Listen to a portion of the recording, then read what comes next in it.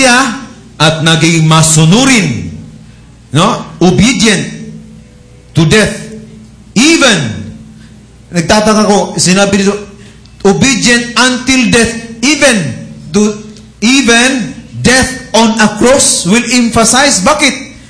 Maraming tao, ang ganda ng pagkamatay niya, di ba? Minsan, dun sa higaan, tapos aircon, di ba? Sa hospital, aircon, ganun, di ba? May maraming mga tao na matay, magandang pagkamatay. Maganda yung lugar, ganito, ganyan. Tapos maganda yung kabaong, no? Napakamahal, 40,000, 100,000. Kaya sabi ko, oo nga, iba palang pagkamatay ng Panginoon sa krus. Sa lahat ng klaseng kamatayan, mga kapatid, ihambing mo ang kamatayan sa krus. Grabe ang krus. Bakit? Dahil ang krus ang kahiyahiyang klaseng kamatayan. Dahil ang taong namatay dyan, para sa kanila, blasphemy ang kasalanan. Pagtatakwil sa Diyos, pagmumura sa Diyos, at hindi na pagkikilala sa Diyos.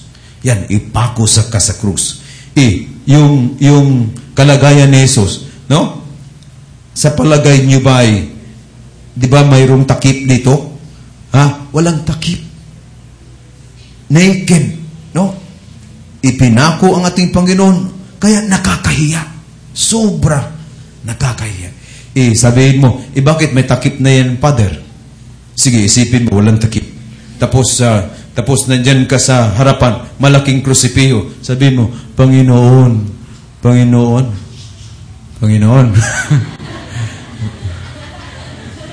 Mawawala ka na sa pagdadasal mo. Sabihin mo na, Panginoon, parati na lang binabalik yung pantalon ko po. Pwede bang palitan mo na naman ito? Sabihin ng Panginoon, sipain kita dyan, wala akong pantalon dito. Wala nga akong pantalon dito, sipain kita dyan. Hindi naman. Tinakpan yan ng simbahan, mga kapatid. Ha? Tinakpan. Dahil ang kamatayan sa krus, ang kahiyayang klaseng kamatayan. Sobrang pagpapakumbaba ni Jesus. No? Anong dahilan? Para lang masaktan ang demonyo. Sobrang sakit nararamdaman sa dyablo, no? Nung nagpapakumbaba ng ganon ang Panginoon. Bakit? Siya po'y mapagmataas ang dyablo. Kaya ang sagot upang gusto mong sasaktan ang dyablo, huwag mong saktan ang tao, ang dyablo na nasa loob ng tao. Gusto mo siyang saktan? Pakumbaba ka lang. Sinisigawan ka na, pakumbaba lang. Minumura ka na, pakumbaba lang. Sinasampal ka na, pakumbaba lang, hindi ka matamaan. Tingnan mo. Di ba? Binabaril ka na, pakumbaba lang, hindi ka talaga matatamaan. Nakuha niyo yun? Hindi ka masasaktan kung ikaw ay magpapakumbaba. Yan ang ugali na ginamit ng Panginoon para masasaktan ang dyablo, hindi ang tao. Kaya ganyan, even until death, and death on a cross. Pinili niya ang kamatayan na sa krus. Dahil maraming klaseng kamatayan noon. Pwede ka batuhin, pwede ka itali, talian ang liig mo, pero ang pinili niya yung krus. Walang iba. Gusto niyang sasaktan ang dyablo dahil siya mapagmataas. At pangalawa, ligtasin niya ang tao sa pamamagitan ng pagpapakumbaba. At ang tao din ay maliligtas kung siya'y magpapakumbaba. Amen? Praise the Lord, no? Hallelujah. 1 Timothy chapter 2 verse 5. Mayroong isa lang Diyos, isang tagapagitna, no? Sa tao at Diyos, ang tao na si Kristo Jesus. We'll emphasize. For there is one God and one mediator between God and man, the man, Jesus Christ. Ganyan ba ang pagkasaway sa Tagalog? 1 Timothy 2:5. Ha? Sige. Sapagkat iisang Diyos at iisang tagapamagitan sa Diyos at sa mga tao, ang taong si Kristo Jesus. Ang taong si Kristo Jesus. So, tao siya. No? Tao. So, kung kausapin mo, kausapin mo bilang tao. Kasi may mga tao magdadasal sa Panginoon. Panginoon. Parang, ang Panginoon nandun sa malayo. Anak ko po. Huwag na.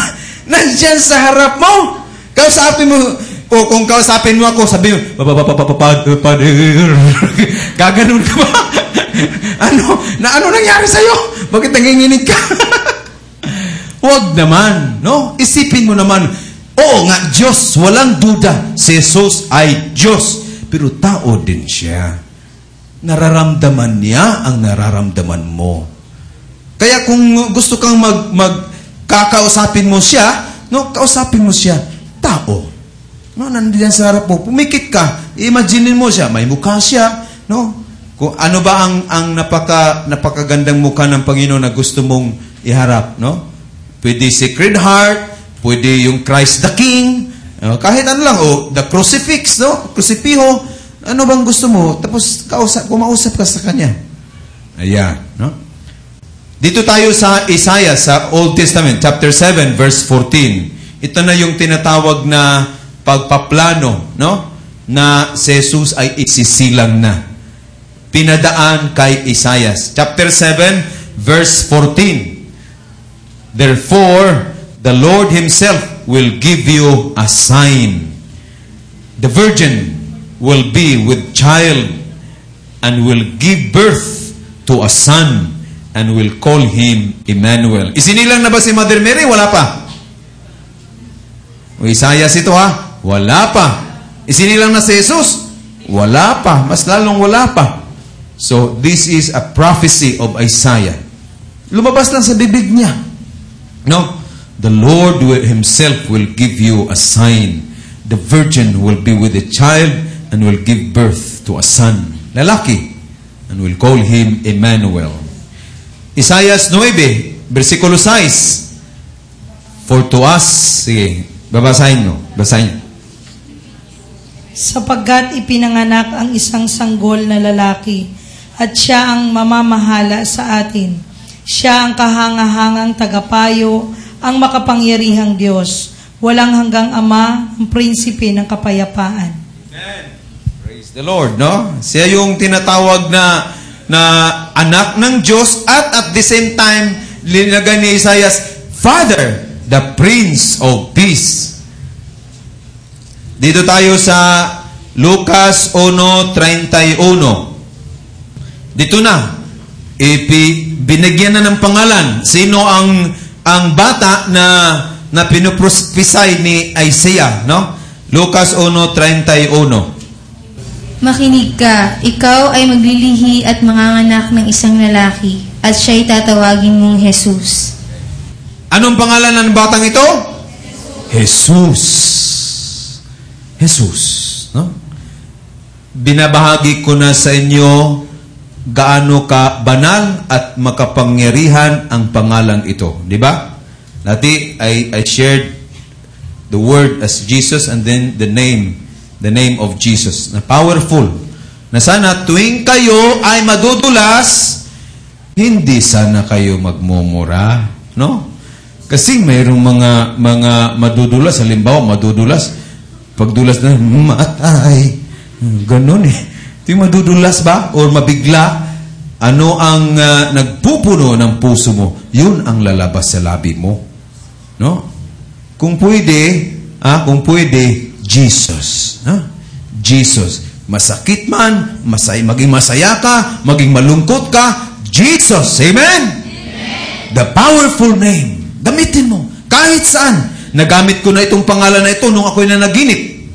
Nagamit ko na ito nung ako'y inatake ng masamang espiritu. Natutulog ako sa bahay na 2 stories, tapos ako lang mag-isa doon. Hindi pa na-bless yung bahay. Ako lang mag-isa. Gumanon yung mga masamang espiritu.